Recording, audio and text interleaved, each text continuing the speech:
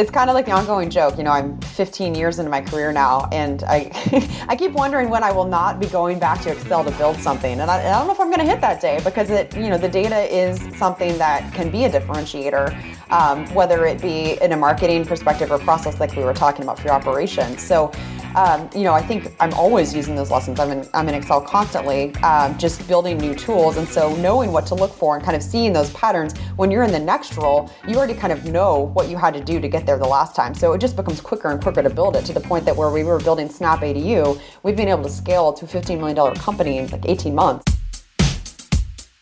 Welcome to How I Made It in Marketing from Marketing Sherpa. We scour pitches from hundreds of creative leaders and uncover specific examples. Not just trending ideas or buzzword-laden schmaltz. Real-world examples to help you transform yourself as a marketer. Now, here's your host, the Senior Director of Content and Marketing at Marketing Sherpa, Daniel Burstein, to tell you about today's guest.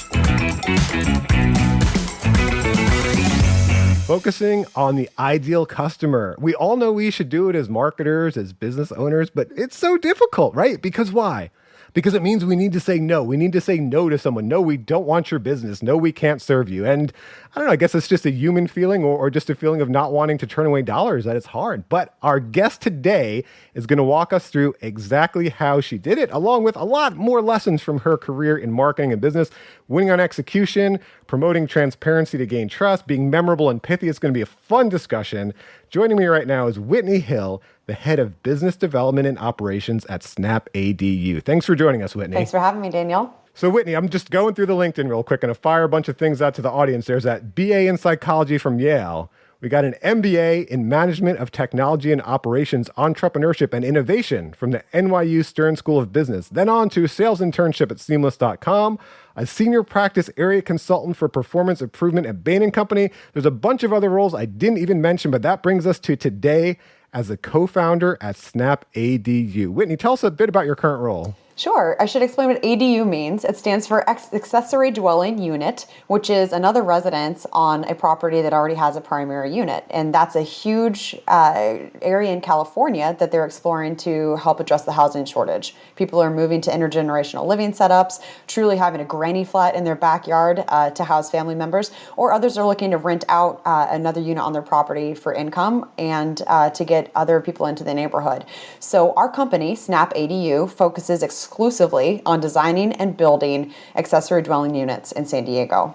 And we're going to get to talking about that company and how Whitney and her co-founder made it. But first, I'm going to start earlier in her career. It's something that Whitney made that's going to sound probably like unexciting to the marketers listening, to the creative. I know I'm a creative, so this sounds unexciting, but these are the unexciting things that power our business and make them possible. So the first thing I want to talk about, what you made, Whitney, were homegrown Excel tools. Now, as a creative, that's not something that excites me, but what does excite me is what it enables a company to do, how it enables a creative vision. So take us back, Whitney, to, I think you were working on mainframes, working with paper tickets. What was going on? Why did you build these homegrown Excel tools? What can we learn from it? Sure. My first role out of college was at a warehouse, an industrial supply distributor, and we were at the time shipping as many packages as anyone in that area. QVC at the time was the closest competitor because this is pre-Amazon. So we were shipping 10,000 a day. And so to do that required an exacting level on productivity and quality reporting. The mainframe had a wealth of information that I realized very quickly if I could understand, I could improve how we were doing. So extracting that data and then making sense of it in Excel was something that I started doing early on. One of my more interesting roles was an overnight shift when we were actually moving a warehouse. We had to inventory all the material before it went over to the new location. So working overnights, we had a bunch of paper pick tickets, like you said, which means that folks were having their assignment printed out on paper where they would go then to that location in the warehouse and count the material, write it down manually, and then these would get entered into the mainframe by hand, keying those in. So at the time, we didn't have any understanding of what their speed was, what their quality was, who should be assigned where. And so I extracted the data so that we could put together some simple pivot tables and then read out into reports of what were the speeds of the various areas, because different kinds of material could be counted more quickly. So I learned early on that if you can master the data, you will have the most rich story in the room. You'll have the information at your fingertips to answer the whys behind the so whats that are getting asked in the room. Yeah, so give us an example of that. So first of all, one thing I like about the story, when Whitney was telling me about it, I'm like, you were the Amazon warehouse before the Amazon warehouse, right? But this is what we hear about the Amazon warehouse all the time. Why are they so darn efficient and logistical? They've got the tools, they've got the data, they know the productivity. So what a genius thing to do back in the day. But what did that data help enable you to do at the time? Like, what were you able to? You talk about winning on execution, which is great. Sometimes we overlook that. We just look at the big idea. How did it help you win on execution? Well, it helped us get through our work faster. So we were actually able to go down by 2 full-time equivalents, so down from 10 to 8 in that department, because we were simply able to get to the work that much faster. It was more efficient to have folks go to areas where they could quickly count the same kind of material, or it could be based on their experience with that kind of material so that they knew how to count it faster. So by having the visibility of what was actually going out to them, we weren't just blindly assigning work indiscriminately. It was more tailored to their own skills, which allowed us to do it faster. In other parts of that warehouse, we were also able to report in nearly real time on quality and productivity. So not having that information until the end of the month is not something that motivates an employee like it could if it were more real time, almost gamified feedback. So very early on, even before we had digital scanners, we were producing daily reports that showed what their productivity was, because then somebody's intrinsically motivated to get out there and beat their last day. I didn't even have to mention it. They already want to do that. So by giving them better data on their own performance, we were also able to unleash some folks' motivation. Yeah, well, one, when you say that, I think of Dale Carnegie's How to Win Friends and Influence People. And he talks about, I think it's a steel factory, where he just goes with a piece of chalk and he writes down, what the previous shift made, how much they made. And then the next shift goes in and sees that. I'm like, we could beat that. So, what a great way to gamify and motivate people. But the other thing I think of is, in the time we're in today, I just actually have an article. I don't know when this podcast is actually going to come out, but I have an article coming out tomorrow in Marketing Sherpa about how to attract and retain marketing talent, because what a tight labor market we're in. So what a brilliant idea. And, it's the things we need to work on now with all of our more tools we have available to us than you did back then. But making sure we're We're operating at optimal efficiency, because you were able to reduce headcount by 20%, at least the people focused on that, just by having better systems and processes in place. Yes, and I think having a case study in one part of your department or even your company can lead to a bigger change. So the tools that I was building in my one little department of one of the 5 branches, ultimately over the coming years became something that was built out in a more robust fashion so it could be rolled out to the rest of the company. And that's happened a few times, where if you can make the use case, just throwing together a quick prototype, you can get to actionable results that you can then iterate on. It doesn't have to be a perfect tool the first time around, but just getting into some of that information that can unlock that efficiency. Yeah, that idea of minimum viable product, yes. That's true internally as well. Were you able to use that later in your career, like in your current role? Some of the early lessons you had about process and systemization? And yes, it's kind of like the ongoing joke. I'm 15 years into my career now, and I I keep wondering when I will not be going back to Excel to build something. And I don't know if I'm going to hit that day, because the data is something that can be a differentiator, whether it be in a marketing perspective or process like we were talking about for your operation. So, I think I'm always using those lessons. I'm in Excel constantly, just building new tools. And so knowing what to look for and kind of seeing those patterns, when you're in the next role, you already kind of know what you had to do to get there the last time. So it just becomes quicker and quicker to build it, to the point that where we were building Snap ADU, we've been able to scale to a $15 million company in like 18 months because we already kind of knew what that path needed to look like.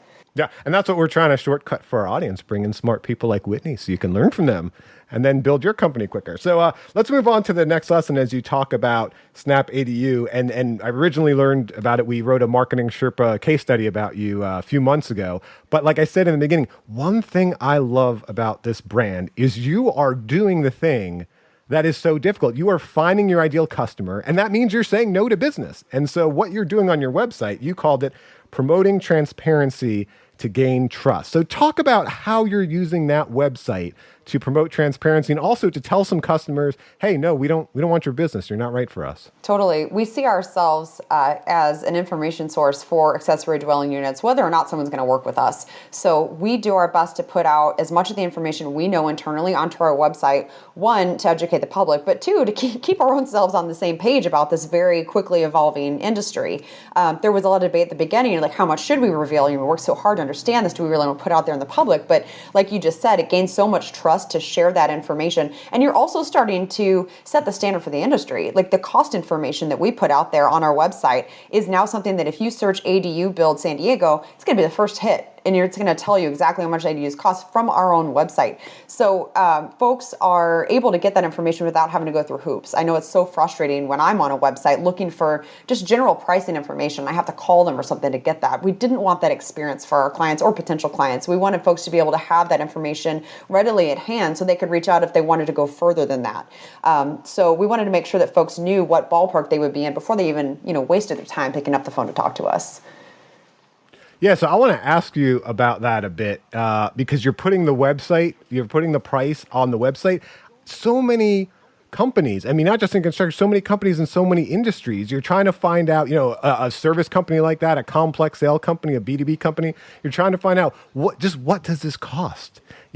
Why put it on the website? Did you get any pushback from your partners? Did you get any pushback from anywhere to be so transparent with that? I mean, your competitors can steal it from you, right? They can know exactly what you're charging. Absolutely. And not only did we put it on the website, we broke it down into every category we could so it could truly be apples to apples for someone else who was price shopping. We wanted them to see how much of that cost falls into design versus permitting versus the site work to get to the place you could build the ADU, the cost to build the ADU itself, the finished materials. So just really pulling back that curtain was a decision we made early on, partly because my partner and I value transparency just in our I guess personal ethics, you could say. We felt that was something that was important to how we were building our brand based on transparency and trust. So did we get pushback? I think it was a decision we had to make. And then when we put it out there in the market, you could say, it started to allow different discussions. So now it's not about hiding your pricing from other contractors. It's all out there. You can already kind of see where we're at.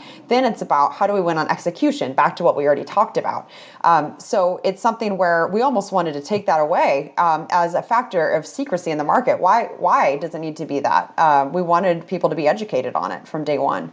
Yeah, it's funny why we talk about this. Trending in the news right now is hospitals legally have to transparently put their prices out there. And a lot of them are struggling with it. And what many have done too, and we marketers know this, but there's an article in the Wall Street Journal, they put on no follow or no tracking links on their websites where they put up the pricing so Google wouldn't index it. Sorry, no index, so Google wouldn't index it. So legally, they complied with having the price up there, but no one can actually find the prices because there are no index. That's how scared they are about putting the prices out there. Well, let me ask you, we did a case study many years ago with Marcus Sheridan, who's now known as the Sales Line. He's a big speaker about inbound marketing and sales. And he talked about his company, River Pool and Spas, and how he put out the pricing for pools. He also put out a lot of content. And their end result was that, he used to send out a sales rep and he'd win maybe about a third of the business. Because, most people, if they're going to get a pool, they're going to pick 3 different companies. They're going to pick, 3 different, people come out. And then it shot to like 90% because he put out the pricing information, all the information about the pools, lots of helpful content. So by the time that people were contacting him, they already pretty much sold themselves. They weren't having it sold. So how did you know? I don't know your sales process. I assume you have to send out, a sales rep or consultant in some way to the actual home and location. Like, has that transparency helped in your conversion rate when you send someone out? It's so funny. We actually don't send someone out. We were founded during COVID. In fact, I met my partner the day before the shutdown in California. And so it was a unique time where folks were more open to doing remote. They didn't necessarily want us on site even. And with advancements in satellite imagery and mapping and access to public databases with information on parcels and zoning, we've been able to have a much better view of the property by never leaving our desk than we would have been walking onto the property, 18 months ago. So we do actually all of our proposals remotely. The first time anyone from our company sets foot on the property is when we're doing the pre-construction meeting to mobilize. So we do send out other companies to do things like mapping out the utilities, but as much as we can, we try to stay off the road because that means that we're able to stay at our desk and be more productive. So as far as making that shift, we've just been very clear about that from the beginning too. Don't expect someone to come out there for a site visit. It's just not part of the process because we get a better picture from doing it digitally. And these are, just so we're clear with the audience, these are 200,000 and up we're talking? Absolutely. Right, Yep. roughly? Yep. It's between 500 and 1,200 square foot residences of, that's a small house. So it's a big project. Well, that blows my mind that you're closing that deal without ever having even met the people in person. You're closing it entirely online or virtually. That's exactly it. And, you asked earlier, Daniel, what was it like turning away that business? And that was part of the learning process too. The first 6 months, 6 to 12 months, we were looking at all different kinds of accessory dwelling units. You can have a detached house, like I mentioned. You can also convert your garage. You can add on to your existing home. There are different ways of doing it. And in the beginning, we were quoting absolutely everything that walked in the door. And our sales rep was going out to take a look at the property, walk through, and trying to fit a square peg into a round hole. And we finally decided, let's start stripping away the stuff that is time consuming to bid, that we can't consistently quote for the client, that we can't give a reliable cost out of the gate on. So over time, we honed our focus to solely building detached accessory dwelling units. Why? They're new construction, which means it's much more predictable. So then we're really just having to pin down the site variables for that client. And like I mentioned, with the utility mapping that we're able to do, the other remote assessments of topography and the grading lines, we're able to nail that part with a reasonable degree of accuracy as well. So by honing our focus on this very narrow set of accessory dwelling units, we're able to serve that user much better. And so we're able to be very competitive for those kinds of units. That's pretty impressive because I'd imagine in building an accessory dwelling unit, like you said, it's basically a house. Your company has the same skills as a general contractor, can bid all types of businesses. So that's a great lesson of how you helped even narrow it down into ADUs. But in the early days, how did you kind of make sure there was going to be enough demand for having such a focused product? And also just in one market, right? You're only operating in San Diego, right? Correct. Yep. We're in greater San Diego. And we did actually start in North County, San Diego, and have now, spread geographically a bit. But how did we, make sure that we had enough volume? That's been a constant dance, is deciding how many people do we need to have on staff versus as contractors, and what do we need to do to ensure we have enough leads coming in the door to fill up that pipeline. So there have been times where it's been mismatched, especially back at the beginning when the numbers were very small, and it's much harder to kind of match the supply and demand on that. Now, we're consistently getting between 6 and 10 leads a day. So we're at such a rate that we can have our 2 salespeople and a support person, manning that every single day. We can have a staff of 15 that are doing everything from design to regulatory and permitting, project management, and even some field workers. So we now are to a sufficient size where it's actually easier to manage that. So pushing through from, call it like 5 or 6 employees to where we're at now with 15, that was much harder than it is now doing a much bigger volume, because now we have enough people staffed that there are people to backfill for each other. We can kind of smooth out when there are lulls in work. Like, it's not such a huge swing. It's maybe 20% instead of 50%. So it's now at a point where we're big enough that the ebbs and flows are less difficult to work through. Okay, and you talk about 6 to 10 leads a day. 75% of that is coming in through organic search. So what's pulling them in? Is it the pricing and the floor plans, or do you have something else that's pulling them in? Our top page, performance-wise, is the plans page. So folks search for accessory dwelling unit floor plans, and we are one of the top hits. We also have specialized pages for all the jurisdictions that we serve. So we show that not only as our service area, but if someone's searching for ADU regulations, Del Mar, we will come up in the top 3 results, usually just right after the government entity themselves. Yeah, well, that's a great example of finding that niche within a larger market and really trying to serve it, doing everything you can, even putting the pricing out there to serve it. I love that. But now this gets into what me as a creative, what I get really excited about, right? So you have this idea, you're going to have this very focused, niche targeted company. What the heck do you call the darn thing, right? So take us back. You said there was like a specific night, I think, where you were thinking about, okay, what are we going to call this? And it just kind of, it struck you, or? Sort of. So we were running as more construction. That's my partner's general contracting firm, and like you said, it was more remodels, new construction, a whole gamut of things. So when we started focusing on ADUs, we knew we needed to get our nuts and bolts together of our business. We weren't really hung up on the branding, but as we started to specialize more, we realized that more construction didn't connote anything about what we were actually doing. So one night when I was feeling creative, started putting together a list of different names, and at the top of that list was Snap ADU. Reason being, it connotes something about what we wanted to be doing, making it a snap to build a granny flat, making it easy. It also gives reference to how some of the plans that we put out there are sort of snapping different elements into place. You can add a module onto the plan, and it's simpler to do that versus starting from scratch. So we wanted something that was memorable, but as I look back at that list and that email I sent my partner that night, there were some terrible examples I'm glad we didn't go with, made up names that you wouldn't even be able to pronounce, that were too creative and like just too niche, I guess you could say. So looking at that list now, like Snap was clearly the best option on there. I think the second best was Boom ADU. And sometimes I'm horrified to think, like, what if we'd said Boom ADU instead? Like it wouldn't have gone the same way.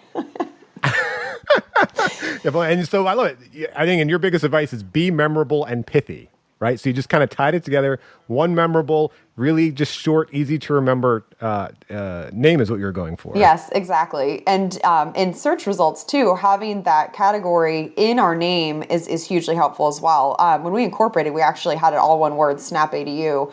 But we realized that in order to hit on those searches with our name, we needed to add the space. So little nuances like that are so important in the search game as well. And that's also helped our rankings since we do have ADU in our name.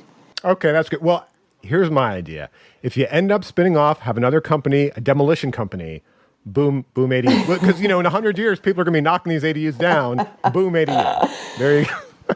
All right, so we talked about what Whitney has made in marketing, right? As marketers, that's the exciting thing. We make things. As business people, we make things. We make like Excel spreadsheets. We make whole companies, but we make things. And so that's an exciting thing to discuss. But the other thing I love about this career, this industry, is we make things with people. So let's talk about who Whitney has collaborated with and what we can learn from that. And starting off, I love this example because I had a kind of similar example early in my career.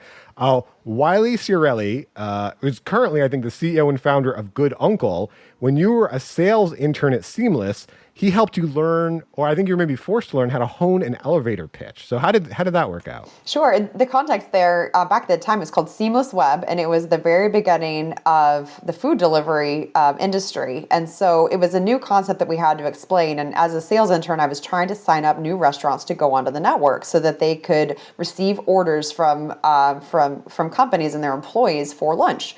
And so this was a pretty new concept. It's hard to even remember that time when this wasn't just second nature to us. So having to explain in maybe 30 seconds when I walked into the door of one of these restaurants in the Upper West Side, there's a new technology that allows your restaurant to be seen and allows employees to order directly from you, receive orders directly in your restaurant. You can access the network just by having your fax machine ready.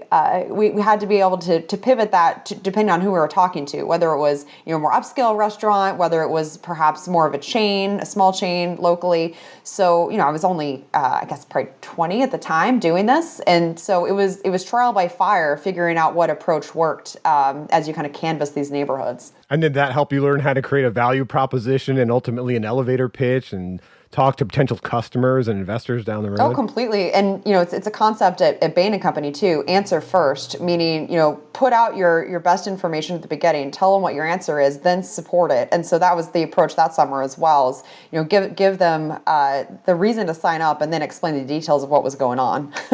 That's good. It's funny. I had a similar experience when I was in college. I think it was after my freshman year. I came home from the summer, and the best paying job in town where I grew up in Daytona just happened to be selling timeshares online. On the phone. So as a telemarketer. And really, it wasn't selling timeshares. I was just selling them to show up at a certain place at a certain time, right, where they can get the timeshare pitch. So I didn't realize at the time, but it really taught me what it takes, conversion optimization, to give someone a value proposition, to reduce friction, to reduce anxiety, to get people somewhere, because when I started, you had to read the script exactly. And the script was about like, first you survey them, then you come back and like, oh, congratulations, you were selected for something. And it wasn't that they won, but it was kind of that feeling of you were selected and you get to come down to Florida for this trip and all these things.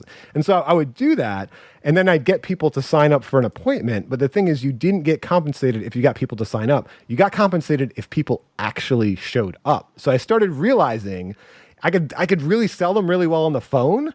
But then if I did it in a way where it caused anxiety and they didn't show up later, didn't help anything. So then I got thinking, what if I was just really transparent with them? Getting back to your transparency example, right? What if I was just straight? So I would just call and tell them and say, hey, I work for a timeshare company. And basically, if you show up to this presentation for 90 minutes, they're going to give you a free, 5-day trip down to Daytona Beach in Florida. And, that works for a lot of people. Some people really love that, and some people it's not a fit for. So is that something you'd be interested in? And it was great because the people that weren't a fit for it, I wasn't wasting, 15 minutes talking them into something that they'd later talk themselves out of, and, another call would come up. And the people that were a fit, there's a true value exchange. You actually learn how to create a value exchange there of like, okay, here's what you get. Here's what you have to give. We're not trying to trick anyone, not marketing tricksters, and it worked out. So anyone listening, if you're early in your career, if you're in college, whatever, I really encourage you, try to get some sort of sales position, even if it's uncomfortable for you. If you want to be an account executive in marketing, a marketing director, an art director, whatever, get that experience, either like Whitney actually, hitting, pounding the pavement and talking to people in person, or getting on the phone with people, because you really learn how to craft a marketing presentation. You really learn how to, create a value exchange. So I love that example. So let's talk about now, this is another great one. Andrew Benoit, founder and CEO of Zone Jump. And if I mispronounce any of these names, Whitney, please correct me. But I love this. When you were at McMaster Carr, what we talked about earlier, he asked you what you wanted to be remembered for after you left. And that's such an interesting question to me, because usually managers are focused on when you're there, right there at the moment. So how did that play out, and what did that strike in you at the time? Yes, Andrew very early set the horizon. I call it more of a 5-year time frame than a 5-month time frame. But like you said, they're usually focused on the here and now. But in putting my focus out, the rest of it kind of fell into place, because in order to think like that, I had to be doing a good job at the time. So what did it unlock for me? I think that it made me think bigger, and some of the tools that we talked about earlier, where I wanted to leave the operation better than I'd found it. I wanted to not just punch the clock and run the operation how it was already. I wanted to think about how I could improve it for my employees. I wanted to make it a better experience for them, for my future replacement who was going to take over supervising the department. I wanted it to be a more seamless experience for them. So by putting me into that frame of mind too, it gave me permission to take on more than maybe you would think you could in the beginning. So putting me almost into a manager mentality, where he took off the limits of what would be perhaps would have been my responsibility, to giving me permission to take on a bigger scope and to think bigger. That's awesome. And I think, not only is that a great question as managers to ask our teams, as leaders to ask our teams, but also to ask ourselves, if we're selling a product to a customer, as marketers, we get so focused on kind of that front end part. Okay, let's get the deal. But what do we want that experience, what that legacy to be with our brand, 3 months, 5 years after they purchase a Snap ADU, what do we want that experience to be? Do we want someone to come in, look at this thing, say, this is amazing, where did you get it? And boom, there's our word of mouth, there's our, brand loyalty. Or do you just want to focus on getting each conversion and moving on and forgetting about your customer? So again, great example of focusing on a bigger legacy than the here and now, which is so hard to get past sometimes when everything is coming at us pretty quick. Yes, and I think that I'm running Snap ADU and have my own team of all these folks, I think having some kind of a shared vision of that is also very important in an entrepreneurial environment, because now as we're all talking about, well, what do we want Snap ADU to be known for? You're putting something out there that's far loftier than what you can achieve today. But before you know it, you look back 2 years, you're like, wow, we are the market leader in San Diego, just like we were saying we would be when we knew very little about it. So having this shared story, drinking the Kool-Aid together, also helps you all kind of move towards that same line at the horizon, and kind of contributing in your own way then to making that a reality. That's all. Setting up your moonshot, right? Setting up your own personal moonshot of what you're going for.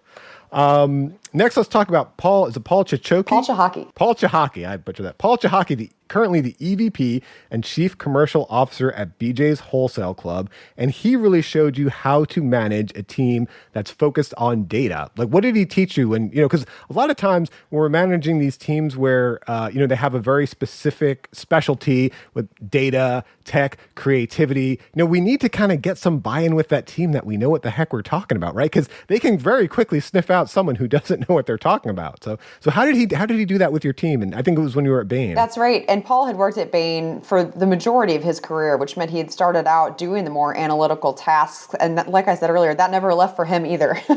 He would still hop into Excel with us and poke around in our models to really understand what was going on. And he earned such credibility by being able to still speak that language that we knew that we had to have everything buttoned up for Paul. Beyond that, he would also encourage us to take the reins and did not try to micromanage. So while he did know all that data and could have done any of it himself, he never got in the way of us creating our own product. He would ask the right questions to lead us to creating it ourselves, which meant that he then had a much more autonomous team that wasn't afraid to fail, that wasn't afraid to make their own model, because he'd given us, again, that bandwidth and that leeway to do that. And I also assume that trust, like once he knew that you knew what you were doing, then he gave you that trust to actually run with it. That's exactly right. And he was someone who didn't really care a lot about hierarchy. You might have been a pretty green consultant by tenure wise and all that, but if he knew that you knew your stuff, he was happy to put you in a meeting with partners or a senior client because he trusted your work product. And that goes back to him knowing the information so that he could feel that way about it. It allowed him to perhaps make some counterintuitive moves based on traditional measures like tenure and that sort of thing, because he could trust it, because he did the pressure testing that he needed to feel good about your work product. Yeah, it reminds me, the opposite of that reminds me of the cartoon Dilbert, where the tech leads are always working with their boss, and they always see he has no idea what he's talking about. And it's the worst feeling. And of course.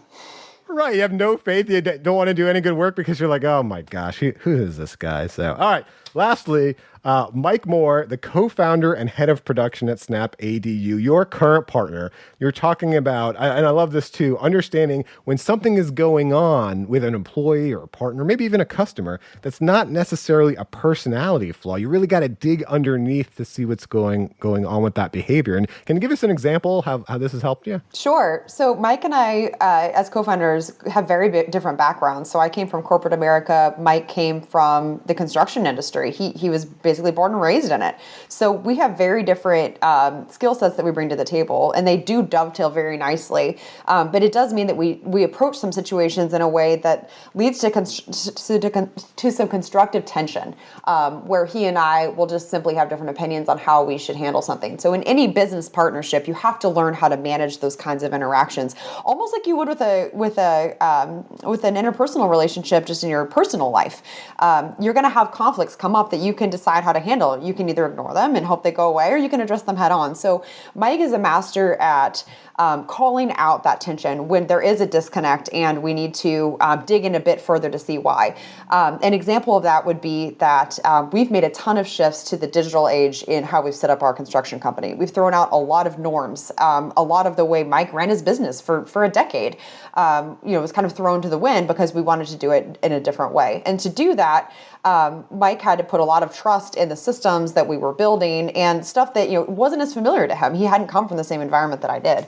So we have had some conflict over, well, how should we conceptualize this in this new world?